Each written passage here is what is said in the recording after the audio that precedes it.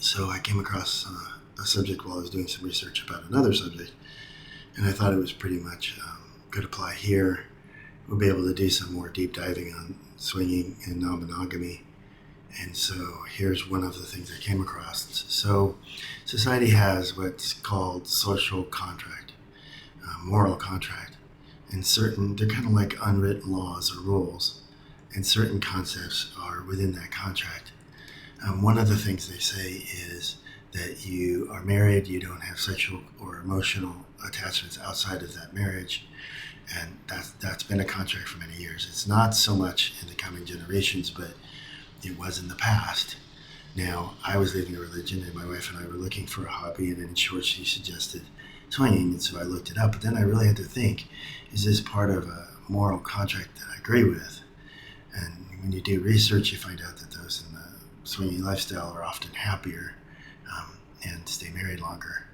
So I had to wonder, is monogamy part of should be normal contract? Now in other countries it's not, and there's varying forms of that, but in some of the first world countries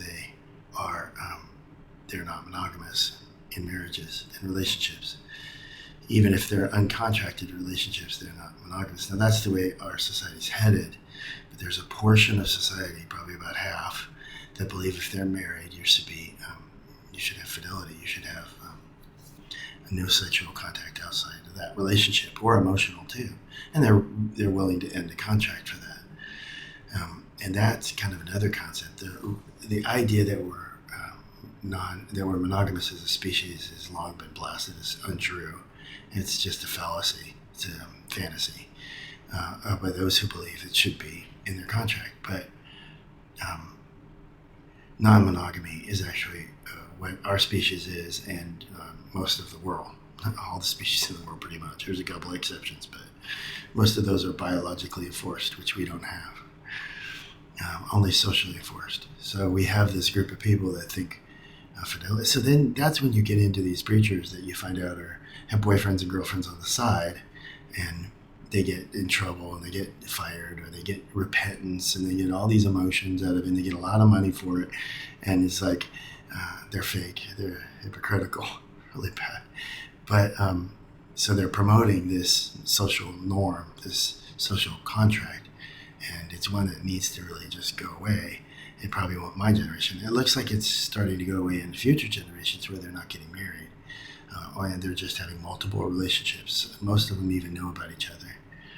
So that's the good news, is this might be a thing of the past. It's dealing with those now. Non-monogamy can still get you fired.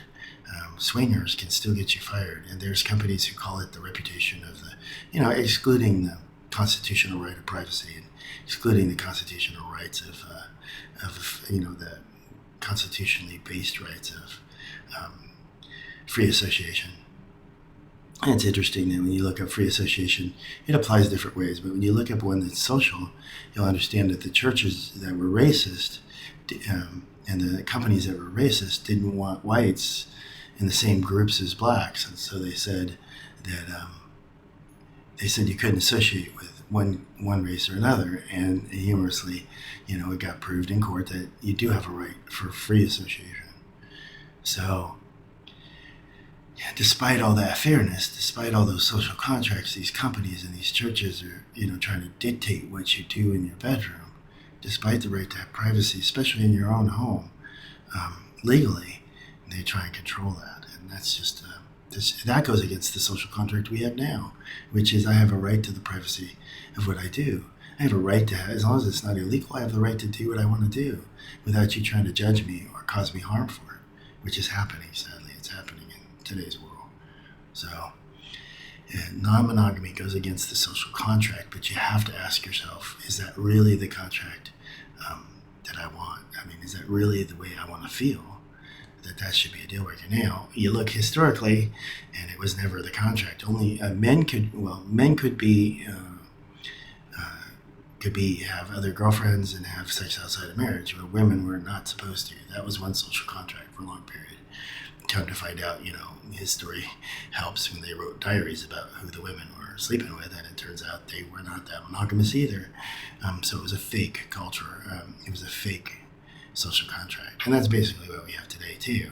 And that leads us to serial monogamy, and that's the concept where you're supposed to be faithful inside, not faithful, that's the wrong word because it's not unfaithful, sexually individualistic to your partner for the period that you're married. But what happens is then you get people that get divorced every 10 years, and then you have the children involved and all this harm that's done when it's just sex outside of marriage, and it's just, you sometimes even emotional, like polyamory, that you can emotionally love somebody and never want to leave your primary mate.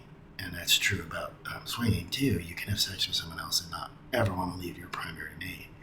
So that's why the social contract is actually full of baloney. And that's something that you should really think about and have your friends think about too.